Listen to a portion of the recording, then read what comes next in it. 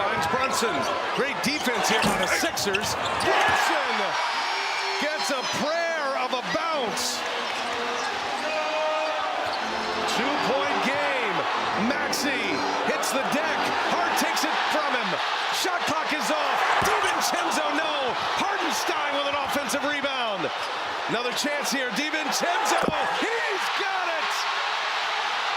The Knicks have the lead again. Just as I was about to say that the 76ers could be the one team in the East to truly threaten Boston, just as that happened, Phillied, completely choked a pretty big lead with like 30 seconds left. Turnover, and then Donte DiVincenzo hits the game-winning three.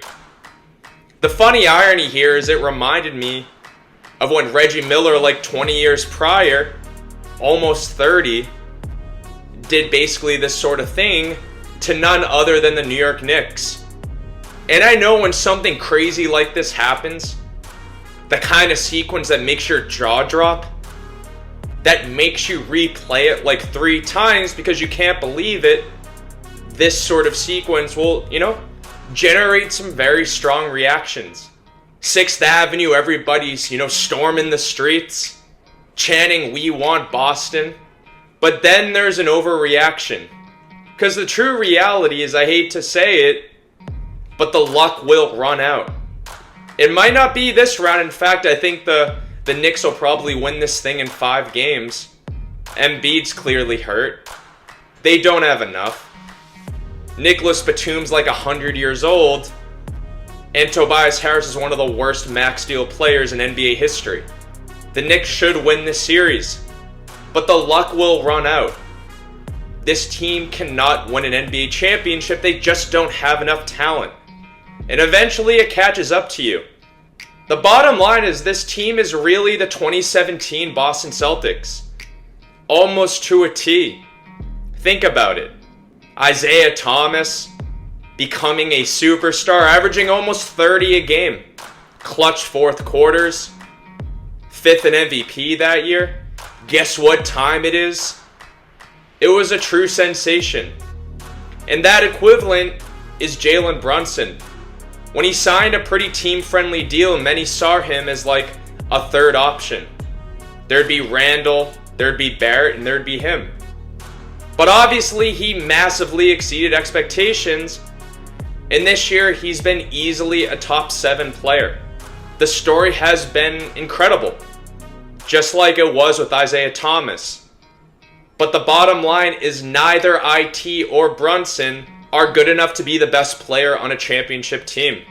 It can be an incredible story for a round or two, but eventually it ends.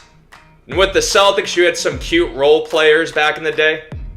You had a younger Al Horford, Marcus Flop Smart, Avery Bradley, Kelly Olynyk. A very likable team because they were underdogs.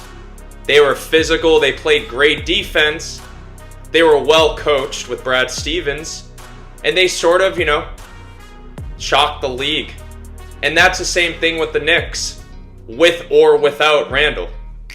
You have Brunson, OG, Donte, Josh Hart, Isaiah Hartenstein. A really likable group. They do fundamentals really well. They're really, really physical. They play great defense. They control the game. A team like the Knicks is going to make a Philly look really dumb. And that was the case with the 2017 Celtics. They did the same sort of thing. The 2017 Celtics would go play the Cavs, who were the 2 seed, with LeBron. But the Celtics didn't have a chance. They had a 0% chance. Like next to nothing. It was almost a pointless series to watch, and everybody knew it. Because eventually the the little guy 4th quarters and the, Avery Bradley shots and the Marcus Smart diving for the balls, eventually that all wears out when you're up against real talent like LeBron James, like Kyrie Irving. And that's the same thing with the New York Knicks. Yeah, they'll beat Philly, who are frauds. They might even beat the Bucks. the Knicks don't have a chance against Boston.